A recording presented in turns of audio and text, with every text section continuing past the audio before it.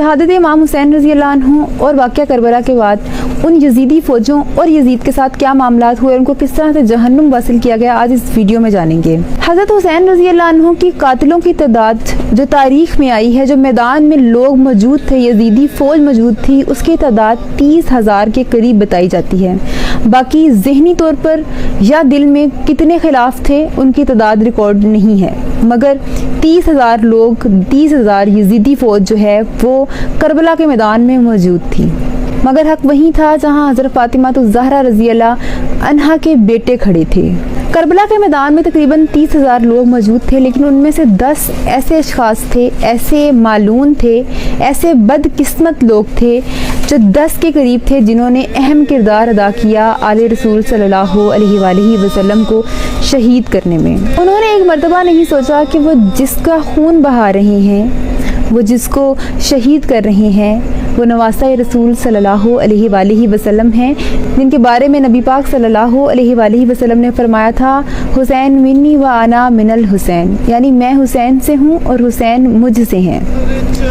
और वो मालून ऐसे थे कि उनको कुछ भी याद ना रहा, बल्कि यहाँ तक हुसैन रज़ी अल्लाह अन्हु खुतबा दे रहे थे जुमा का, तो यजीदी फ़ौज ये कहने लगी कि जल्दी से इनका सर काटिए कि हमें जुमा से देर ना हो जाए। तो ये आलम था इन लोगों का। बहरहाल उन 10 अशख़ास का जिक्र करती हैं, उनका नाम मैं आपको बताती चलूँ कि सबसे पहले तो यजीद पलीत था, उसके बाद दूसरा इब्ने ज़ियाद, तीसरा अमर बिन साद, जो चौथा था वो मालिक बिन नसर जोहनी, पांचवा हरमिला इब्ने अंसी, और छठा जो है हकीम बिन तुफ़ैल, और सातवां जो था वो खोली बिन यजीद था, आठवां जो था अमर बिन ज़वेबी, नौवां जो था वो शिमर बिन जोशा, जो 10वां था वो बजदल बिन सुनैन था। अब किस्सा यहाँ से शुरू होता है कि अक्सर लोगों को बहुत तकलीफ़ है, वो ये भी यहाँ तक कहते हैं कि ये 2 शहज़ादों की जंग थी, जबकि ये बात वाज़ेह है कि हक़ वहीं है जहाँ हुसैन रज़ी अल्लाह अन्हु खड़े हैं, वहीं हक़ जाता है जहाँ आले रसूल सल्लल्लाहु अलैहि वसल्लम हैं। ये बात कहना गलत होगा कि वो हक़ पर थे, बल्कि हक़ उस तरफ था। यहाँ पर अक्सर लोग हदीस कोट करते हैं कि नबी पाक सल्लल्लाहु अलैहि वसल्लम ने फरमाया कि कुस्तुनतुनिया जो पहला वफ़द जाएगा वो जन्नती होगा, और कुछ लोग इस बात पे बज़िद हैं कि यजीद उसमें शामिल था, जबकि ये वफ़द जो गया था यह उस्मान गनी रज़ी अल्लाह अन्हु के ज़माने में गया था और तकरीबन 26 या 27 हिजरी थी। अब यहाँ पे एक और हदीस भी मैं आपको बयान करती चलूँ, जो कि लोग कहते हैं कि ऐसा है, हालांकि ये मौजू हदीस है, इसका कोई वजूद नहीं है कि एक मरतबा अमीर माविया जो हैं वो जो है यजीद को गोद में उठा कर ले आए आप सल्लल्लाहु अलैहि वसल्लम की महफिल में, तो नबी पाक सल्लल्लाहु अलैहि वसल्लम ने फरमाया कि मुझे इससे अपनी आल की बगावत की बू आती है, तो उन्होंने उसको उठाकर पटक दिया, जबकि ये इंतहाई झूठी बात है, क्योंकि यजीद ना नबी पाक सल्लल्लाहु अलैहि वसल्लम के ज़माने में पैदा हुआ, ना ही दौरे सदीकी में, ना ही दौरे फारूकी में, बल्कि हज़रत उस्मान गनी रज़ी अल्लाह अन्हु के दौर जब शुरुआत थी, उनकी दौरे हुकूमत की शुरुआत थी, उसमें चंद साल गुजरने के बाद वो पैदा हुआ था, तकरीबन 25 से 26 हिजरी बनते हैं, और जबकि वफ़द उससे पहले रवाना हो चुका था। और अगर आप लगाएं कि वफ़द 26 हिजरी को भी रवाना हुआ है कुस्तुनतुनिया, तब भी यजीद 1 साल का बनता है, क्योंकि बैत लेते वक्त उसकी उम्र 34 वर्ष है, मरा है तो उसकी उम्र जो थी वो 39 बरस थी। तो हिसाब लगा लें, क्योंकि 64 हिजरी में वो मरा है और 32 हिजरी को वो पैदा होता है, तो 64 हिजरी में उसकी जो उम्र है वो 39 बरस होती है। फिर ये कहना कि कुस्तुनतुनिया में जो पहला वफ़द गया था वो उसमें शामिल था और वो जन्नती वफ़द था, तो ये बेहद गलत बात है। अपने अकायद दुरुस्त कीजिए, अहले बैत से इतना बुग़्ज़ भी क्यों रखना। अब आते हैं मुख्तार सक़फ़ी की तरफ। ये कौन थे और इनका क्या ताल्लुक़ था? अहले बैत पर हुए जुल्म का इन्होंने बदला कैसे लिया? जब हज़रत इमाम हुसैन रज़ी अल्लाह अन्हु ने मुस्लिम बिन अकील रज़ी अल्लाह अन्हु को कूफा भेजा, तो मुस्लिम बिन अकील रज़ी अल्लाह अन्हु ने जहाँ सबसे पहले क़याम किया वो मुख्तार सक़फ़ी का घर था कूफा में। मुख्तार सक़फ़ी एक सहाबी के बेटे हैं, और वो सहाबी हज़रत उबैद सक़फ़ी थे, जो कि ताइफ के रहने वाले थे। और मुख्तार सक़फ़ी जो है अपने वालिद के गुजरने के बाद कूफा शिफ्ट हो गए। कूफा के नज़दीक ही उन्होंने कुछ ज़मीनें ली और वहीं से वो खेती बाड़ी किया करते थे। इब्ने ज़ियाद ने जब मुस्लिम बिन अकील रज़ी अल्लाह अन्हु को शहीद किया, तो मुख्तार सक़फ़ी को उनकी ज़मीनों पर जाकर पकड़ा और कैद कर दिया। तभी ये तमाम वाक़यात में मुख्तार सक़फ़ी कहीं नज़र नहीं आए, क्योंकि वो जेल में थे। इसके बाद यजीद पलीत की मौत से तकरीबन 2 माह पहले मुख्तार सक़फ़ी ने हज़रत अब्दुल्ला बिन उमर रज़ी अल्लाह अन्हु को किसी तरह पैगाम भिजवाया, और हज़रत अब्दुल्ला बिन उमर रज़ी अल्लाह अन्हु जो हैं वो मुख्तार सक़फ़ी के बहनोई हैं, यानी मुख्तार सक़फ़ी की जो बहन है बीबी सफ़िया, उनकी जो शादी है वो हज़रत अब्दुल्ला बिन उमर रज़ी अल्लाह अन्हु से हुई थी। तो ये रिश्ते में जो है बहनोई लगे मुख्तार सख्फी के। मुख्तार सख्फी ने जब पैगाम भिजवा दिया तो हज़रत अब्दुल्ला बिन उमर रज़ी अल्लाह अन्हु ने यजीद को एक ख़त लिखा कि तुमने एक बहुत बड़ा जुल्म तो कर दिया है, लेकिन दूसरा जुल्म ना करो, बल्कि मुख्तार सख्फी को रिहा कर दो।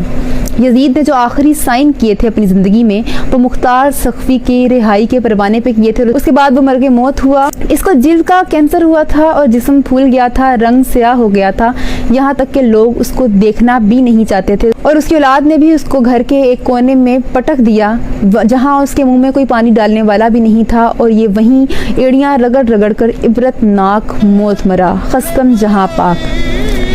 यजीद की दो बीवियां थी, एक उम्मे हाशिम और दूसरी उम्मे कलसूम। उम्मे हाशिम से इसके दो बेटे थे, माविया बिन यजीद और खालिद बिन यजीद। इसी तरह उम्मे कलसूम से भी तारीख में आता है कि यजीद के 5 बेटे और 5 बेटियां थीं।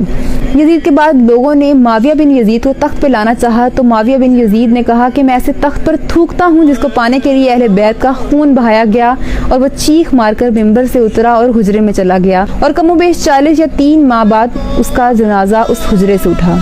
इसके बाद लोगों ने खालिद बिन यजीद को भी तख्त पर लाने की कोशिश की, लेकिन खालिद बिन यजीद ने भी यही जवाब दिया कि बहरहाल ये वाक़यात होते रहे और बिलाखिर मुख्तार सख्फी कूफा के गवर्नर बन गए। मुख्तार सख्फी ने अब्दुल्ला बिन कामिल शाकरी को पुलिस का सरबराह और अबू अमरा को जो है फौज का सरबराह बना दिया, और उसके बाद जब कूफा पे मुकम्मल तसल्लुत कायम कर लिया तो उसके बाद उसने ऐलान करवाया कि कूफा में नाकाबंदी कर दी जाए।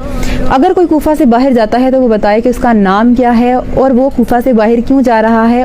उसके बाद उसने हुक्म दिया कि जितने भी लोग शहादत इमाम हुसैन रज़ी अल्लाह अन्हु में शामिल थे उसकी लिस्ट बनाई जाए, और कूफा में जितने लोग मौजूद हैं उन सब के घर गिरा दिए जाएं और उनके बच्चों को ज़िबा कर दिया जाए। मुख्तार सख्फी के इस फैसले के बाद कूफा में सख्त नाकाबंदियाँ लग गई। इसके बाद मुख्तार सख्फी ने अमर बिन साद को ढूंढने का हुक्म दिया। तारीख में आता है कि अमर बिन साद एक कच्ची बस्ती में कच्चे से मकान में रह रहा था। ये वही शख्स था जिसको माल और दौलत की हवस ने अंधा कर दिया था और उसने अहले बैत का एहतराम भी ना किया बल्कि उनका खून बहाया। अमर बिन साद को ढूंढा गया। मुख्तार सख्फी अपनी फौज और जलादों के साथ उसके घर पहुंचा और ठोकर मारकर उसका दरवाज़ा खोला तो अंदर से उसका बेटा हफ्स बाहर आया। उसने पूछा कि ये क्या तरीका है किसी के घर आने का। तो मुख्तार सख्फी ने पूछा कि फिर कौन सा तरीका है और तुम ये क्यों कहते हो। तो उसने कहा कि ये मुसलमानों का दस्तूर है। तो मुख्तार ने कहा तुम्हारा बाप कहाँ है। उसने कहा कि मेरा बाप अमर बिन साद जो है वो दुनिया को तर्क कर चुका है और हर वक्त नमाज पढ़ता रहता है और मुसल्ले पर रहता है। बहरहाल मुख्तार सख्फी अंदर कमरे में गया और अमर बिन साद की दाढ़ी से घसीटते हुए उसको सहन में लेके आया और जलादों को कहा इसके सामने इसके जवान साला 21 साला बेटे हफ्स को कत्ल कर दो।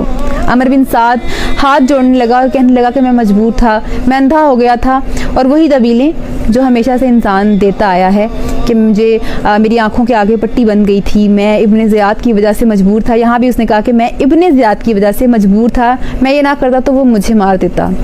हाँ अगर तुम चाहो तो मुझे मार दो लेकिन मेरे बेटे हफ्स को छोड़ दो। मुख्तार सख्फी ने जवाब दिया कि अगर तुम्हारे जवान साला बेटे को छोड़ दिया तो तुम्हें कैसे मालूम होगा कि हज़रत इमाम हुसैन रज़ी अल्लाह अन्हु के दिल पर उस वक्त क्या गुजरी होगी जब उनके बेटे हज़रत अली अकबर शबीह रसूल जो कि 18 साल के थे उनको शहीद किया गया। तो उस वक्त हज़रत हुसैन रज़ी अल्लाह अन्हु के दिल पे क्या गुजरी तो तुम कैसे मालूम कर पाओगे। इसके बाद मुख्तार सख्फी ने अमर बिन साद के सामने उसके बेटे हफ्स को कत्ल करवाया और कहा अमर बिन साद से कि तेरे हाथ ये वही है ना जो हुक्म देते थे कि पानी को बंद कर दो, ऐसे कर दो, फलां कर दो। तो सबसे पहले उसका एक हाथ काटा गया, उसके बाद दूसरा हाथ काटा गया, फिर उसके दोनों पाँव काटे गए और उसके तड़पते लाशे पर फिर तीरों की बछाड़ की गई और उसको जहन्नुम वासिल किया गया। इसके बाद अमर बिन ज़ुबैबी को पकड़ा गया। ये भी माफ़िया मांगने लगा कि मैं मजबूर था अमर बिन साद के हाथों। बहरहाल इसको भी कत्ल कर दिया गया और इसका सर कूफा में लटका दिया गया और हर आने जाने वाला बाजार में इसका लटका हुआ सर देखता था।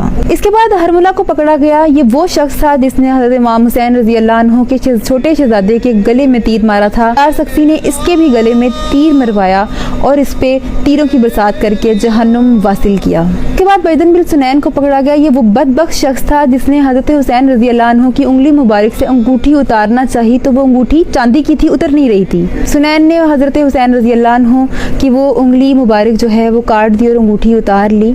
मुख्तार सख्फी ने इसके भी हाथ कटवाए, इस पे तीरों की बौछार करवाई और उसको जहन्नुम वासिल कर दिया। इसके बाद मालिक बिन